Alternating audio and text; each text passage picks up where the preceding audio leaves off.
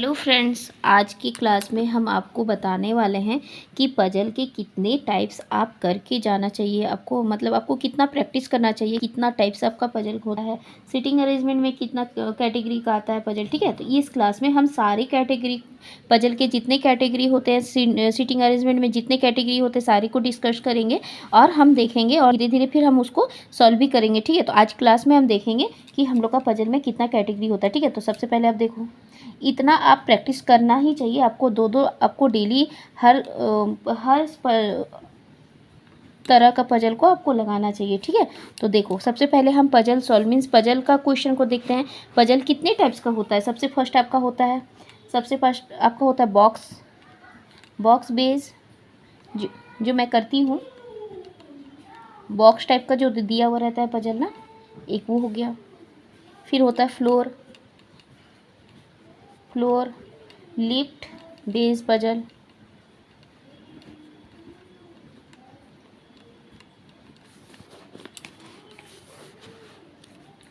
उसके बाद आपका हो गया डेज, मंथ, ईयर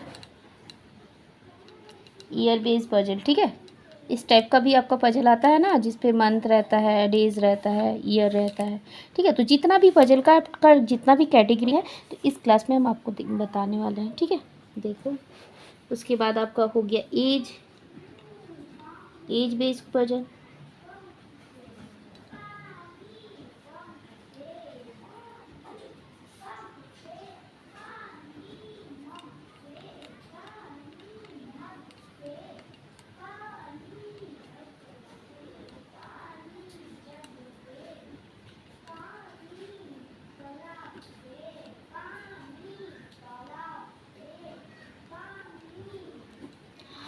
क्या है दूसरा पजल बेस्ड ऑन कंपैरिजन। ठीक है, बेस किस पे रहता है, बेस्ड ऑन हाइट,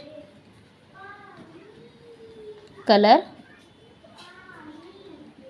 मार्क्स और एज बेस्ड। ठीक है, इस टाइप का भी आप और भी बहुत सारा एटसेट्रा। ठीक है, अब देखो, अब आपका हो गया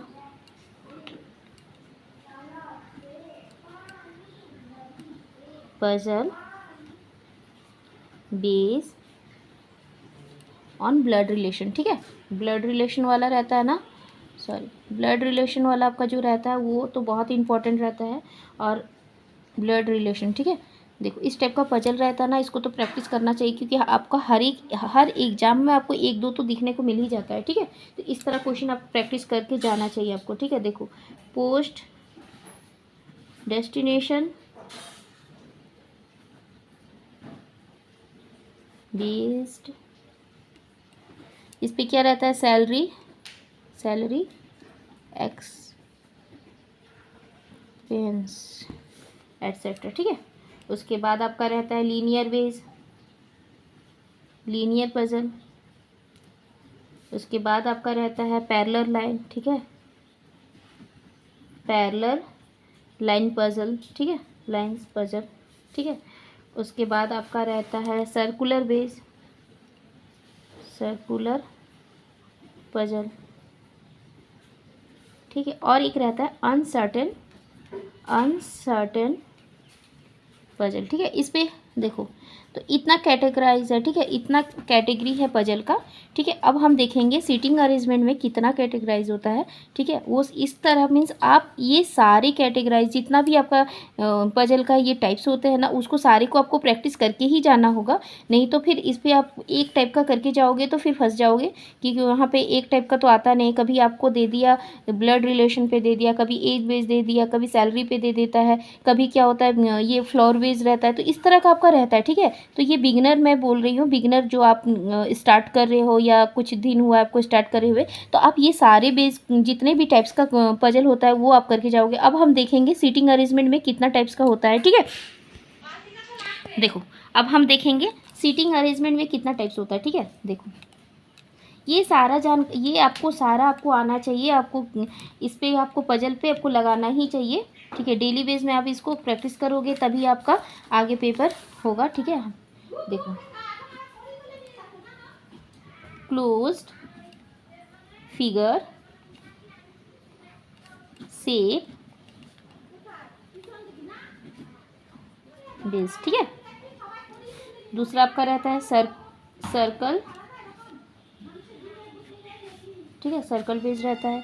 फिर आपका रहता है स्क्वायर बेस रहता है। फिर आपको रहता है रेक्टेंगल, मतलब जितना भी आपका शेप आता है ना सब आपको मिल जाता है इस पे, ठीक है। उसके बाद रहता है ट्रायंगल बेस रहता है। फिर आपका रहता है पेंटागन रहता है, ठीक है। फिर आपका रहता है हेक्सागन। फिर आपका रहता है हेप्टोगन, ठीक है। मीन्स जितना भी शेप होते हैं ना सारी शेप में आपको पजल मिलते हैं, ठीक है। देखो फिर ऑक्टोगन एंड होता है, फिर आपका होता है लीनियर सीटिंग अरेंजमेंट,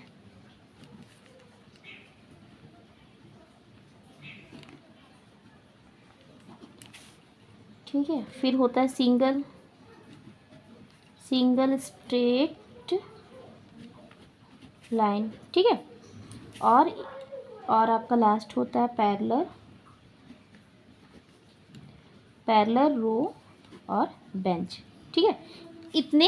इतने टाइप्स के आपका सीटिंग अरेंजमेंट में रहता है, ठीक है। और ये सारे जितना मैंने आपको शेप बताया ना ये शेप आपका दिमाग में रहना चाहिए, ठीक है। नहीं तो आपको पता चला कि आपको पेंटागन यहाँ पे दे दिया गया है, आपको तो ड्रॉ करने ही नहीं आ रहा है, तो फिर आप कैसे करोगे, तो फिर आप फंस जाओगे। तो इस तरह क्वेश्चन नहीं करना है आपको, सारे शेप में आपको बार बार उसको प्रैक्टिस करोगे ना तभी ये होगा, नहीं तो फिर आप फंस जाओगे, ठीक है। तो इसलिए आपको हर टाइप का क्वेश्चन, हर टाइप का पजल को, हर टाइप का सीटिंग अरेंजमेंट को आपको प्रैक्टिस करके जाना है। और एग्जाम के लिए डेली बेस पे आप इस पे क्वेश्चन लगाओ, कभी इस पे सर्कुलर पे लगा लो, कभी क्लोज फिगर पे लगा लो, कभी इस पे लगा लो। और देखो हाउस वाइफ लोग के लिए क्या होता है ना थोड़ा दिक्कत हो जाता है, क्योंकि वो ना उसको टाइम बहुत कम मिलता है, ठीक है। तो इसकी वजह से वो डेली बेस पे इतना नहीं लगा पाती है, ठीक है। तो वो क्या करती है ना कि ये दो अगर 5 पजल वो कर रही है ना, प्रीलिम्स का 5 और मान लो मेंस लेवल का 3 कर रही है, तो वो किसी तरह डिवाइड कर लेती है कि आज मैंने सर्कुलर का लगाया तो कल मैं ये लगाऊँ, तो इस तरह करके वो डिवाइड कर लेती है, ठीक है। और आप लोग अगर जैसे कि आप लोग कोई स्टूडेंट हो जिसको कोई उतना काम नहीं होता है, तो आप लोग तो एकदम आराम से कर सकते हो, इस पे 2 लगा सकते हो, आराम से कर सकते हो, अपना समय को आराम से आइडेंटिफाई कर सकते हो कि किस तरह आप कर पाओगे, ठीक है। तो आई होप आपको ये सारे टाइप्स का पजल आप कॉपी पे लिख लोगे और अच्छे से समझ आ गया होगा, और आप ये शेप भी आप इस टाइप का क्वेश्चन को प्रैक्टिस करना स्टार्ट करोगे।